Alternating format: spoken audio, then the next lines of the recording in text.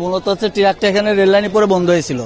বন্ধ হয়ে এক সাইড ব্যারিয়ার ফেলাতে পারছে গেটম্যান, আর এক ফেলাতে পারেনি ট্রাকটার কারণে। ইঞ্জিন বন্ধ হয়ে যাওয়ার কারণে ট্রাকের ড্রাইভার সহ আরো অনেকেই ঠেলাঠালি করছে, কিন্তু কোনো কিছু বের করতে পারিনি। তখন আসি গাড়ি এসে মেরে দিছে।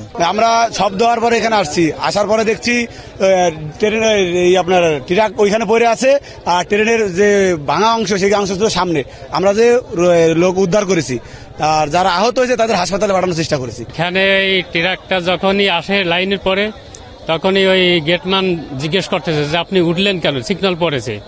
কিন্তু করছে না, আমি চলে যেতে পারবো। কিন্তু ওর সাথে তর্ক বিতর্ক হয়েছে, হওয়ার পরে কিন্তু হঠাৎ করে স্টার্ট বন্ধ হয়ে গেছে। বন্ধ আসলে কিন্তু গাড়ি চলে আসে, ওই মোড় ঘুরে গাড়ি আসলে উনি মাথায় ধাক্কা দিয়েছে।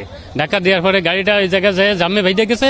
তখন ট্রেনটার ওই এক বগি নিয়ে ভাঙতে চলে গেছে। এখানে যে দুর্ঘটনাটা ঘটলো সেটা সম্পর্কে 7:45 সন্ধ্যা 7:45 আমরা সংবাদ পাই যে মহানন্দা এক্সপ্রেস, যেটা চাঁপাইনবাবগঞ্জ থেকে খুলনাগামী ছিল, এবং তার সাথে একটা লোডেড ট্রাকের সংঘর্ষ হয়েছে।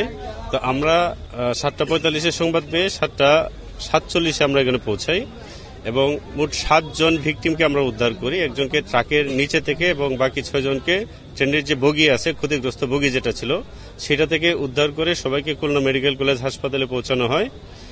আর আমাদের রেসপন্সে আমাদের একটা ইমার্জেন্সি টেন্ডার এবং 2টা অ্যাম্বুলেন্স ছিল। তো ওই 7 জনের মধ্য থেকে একজনের অবস্থা গুরুতর ছিল। তো সবাইকে খুলনা মেডিকেল কলেজে পৌঁছে দিয়ে এসে আমরা আবার এখানে অপেক্ষা করলাম। তো আপনারা দেখলেন যে যেখানে ট্রাকটা ছিল সেই বরাবর ট্রেনটাকে কেটে দুই দিকে 2টা অংশকে সরিয়ে দেওয়া হয়েছে।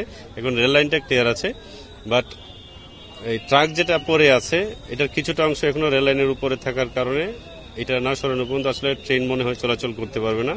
তো ট্রেনের যারা কর্তৃপক্ষ আছে তাদের সাথে, যারা কেন উপস্থিত ছিলেন তাদের সাথে আমাদের কথা হয়েছে, ওনাদের যে উদ্ধারকারী যে ভেহিকেল আছে সেটা দিয়ে এই ট্রেনটাকে অপসারণ করবেন, এতটুকু আমরা জানতে পেরেছি।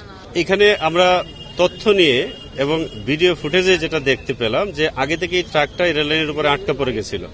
তো চেষ্টা করেও ট্রাকটাকে এখান থেকে সরাইতে পারে নাই, এই কারণে ট্রেন এসে এটার সাথে সংঘর্ষ হয়েছে।